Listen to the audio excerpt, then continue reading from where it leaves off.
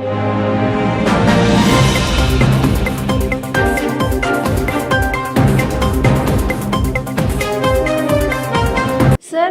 November 21 మీకు బాగా గుర్తుండిపోయే రోజు, ఎందుకంటే ప్రపంచ మత్స్యకారుల దినోత్సవం. అసలు ఎందుకని ఆ రోజు నవంబర్ 21ని మత్స్యకారుల దినోత్సవం జరుపుకోవాల్సింది వచ్చింది? దాని వెనక కథ ఏంటి సార్? ఆ రోజు మీ సంఘాల వాళ్ళు ఏమేం కార్యక్రమాలు చేస్తారు? Okay, very good, very good. ఎందుకంటే నవంబర్ 21 అనేది ప్రపంచ మత్స్యకారుల దినోత్సవం, వరల్డ్ ఫిషరీస్ డే. అంటే ఇది రావడానికి గల ప్రధాన కారణం ఏంటంటే, నవంబర్ నెలలో పెద్ద ఎత్తున ప్రపంచవ్యాప్తంగా మీరు గమనించండి, ఒక 2005-2006 సంవత్సరంలో సునామీ వచ్చింది. సునామీ అనేటువంటిది సముద్రము దాదాపు 1 కిలోమీటర్ ముందుకు వచ్చేసింది. అంటే సముద్ర దగ్గర కట్టిన కట్టడాలు, వలలు, తెప్పలు, పెద్ద ప్రపంచంలో కొన్ని, మొన్న కరోనాలో ఎట్లయితే చనిపోయారో సునామీ వచ్చినప్పుడు అట్లే చనిపోయింది. అంటే ప్రతి సంవత్సరము నవంబరు, డిసెంబరు నెలలో ప్రపంచవ్యాప్తంగా పెద్ద పెద్ద సునామీ లాంటివి, ఉప్పెనలు, తుఫాన్లు, ఇట్లాంటి ప్రకృతి బీభోత్సవాలు జరిగేటువంటి ప్రతి సంవత్సరము అక్టోబర్, నవంబర్, డిసెంబర్లో జరుగుతాయి. అయితే ప్రపంచవ్యాప్తంగా ఉన్నటువంటి మేధావులు, ఈ ఇంతమందికి చెప్పిన ఏంటంటే, ప్రపంచవ్యాప్తంగా మత్స్య పరిశ్రమ అనేది అనేక దేశాల్లో, ఇలా ఐక్యరాజ్య సమితి సభ్యత్వం పొందినటువంటి దేశాలలో ఇలా ప్రపంచవ్యాప్తంగా అనేక దేశాల జీడిపిలే, మలేసియా, సింగపూర్, థాయిలాండ్, అనేక ఇంతమందికి ఎట్లయితే చెప్పినో, మత్స్య వృత్తి అనేది ప్రపంచవ్యాప్తంగా ఉంటుంది.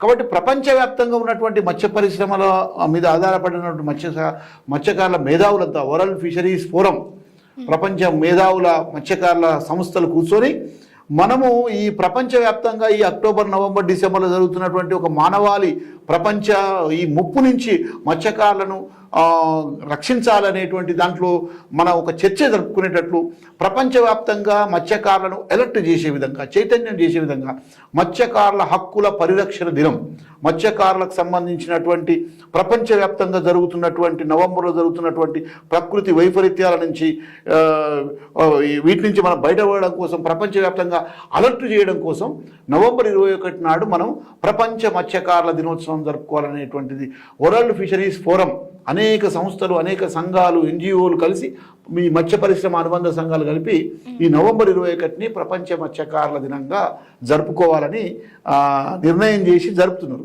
ఇక్కడ ముఖ్యంగా ఏంటంటే, చాలామంది దీన్ని పక్కదో పట్టించేటువంటి ప్రయత్నం చేస్తున్నారు కొన్ని సంఘాల వాళ్ళు.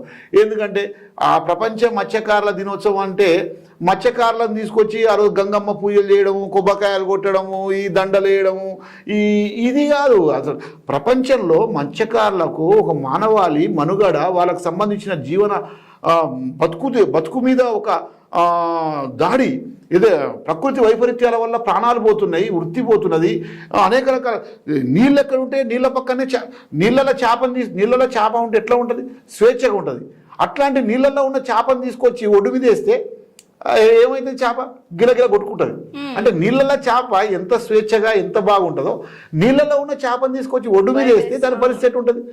నీళ్ళల్లో చేప ఎట్లుంటుందో నీళ్ళ పక్కన మత్స్యకారులు అట్నే ఉంటారు. ఇక్కడ మనం గమనించాలి ఏంటంటే, నీళ్ళల్లో చేప ఎంత హాయిగా స్వేచ్ఛగా ఉంటుందో, నీళ్ళ పక్కన సముద్ర జలవనరుల పక్కన ఉన్నటువంటి మత్స్యకారుల గుడిసె కానీ, వాడి చిన్న ఇల్లు కానీ, ఆవాసం కానీ, ఏదైనా కానీ, సముద్రానికి ఆవాసంలో ఉన్న మత్స్యకారులకు అదొక విడదీయరాని బంధం.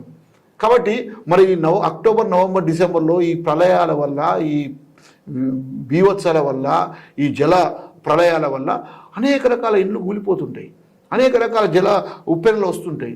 అట్లాంటి వాటిలో వాళ్లకు రక్షణ కల్పించాలి. మత్స్యకారుల హక్కుల పరిరక్షణ దినంగా ప్రపంచ మత్స్యకారుల దినోత్సవాన్ని జరుపుకోవాలనే ఉద్దేశంతో వరల్డ్ ఫిషరీస్ ఫోరం ఆధ్వర్యంలో అనేక సంఘాలు, సంస్థలు కలిపి ప్రపంచ మత్స్యకారుల దినోత్సవాన్ని ఏర్పాటు చేయడం జరిగింది. అది మత్స్యకారుల హక్కుల పరిరక్షణ, మత్స్యకారుల పండుగ కాదు, మత్స్యకారుల హక్కుల దినోత్సవం. ఆ విధంగా మేము ప్రతి సంవత్సరం మా సంఘం ఆధ్వర్యంలో మత్స్యకారుల హక్కుల పరిరక్షణ దినంగానే ప్రపంచ మత్స్యకారుల దినోత్సవాన్ని ఆ విధంగానే జరుపుకోవాలి. ప్రభుత్వాల మీద, పాలకుల మీద మనకి ఇంకేం ఫెసిలిటీస్ కావాలి, ఇంకేం సౌకర్యాలు కావాలి, ఏ విధమైన హక్కులు కావాలని జీవోలు, చట్టాలు, ఇంకా మార్కెటింగ్, ఇట్లాంటివన్నీ మనం అడగాలి. మనం ఇంకా మెరుగైన జీవనోపాధి కోసం ముందుకు పోవడం కోసం అడగడం కోసం ప్రపంచ మత్స్యకారుల దినోత్సవం నవంబర్ 21 అది అట్లా ఏర్పడదు అది.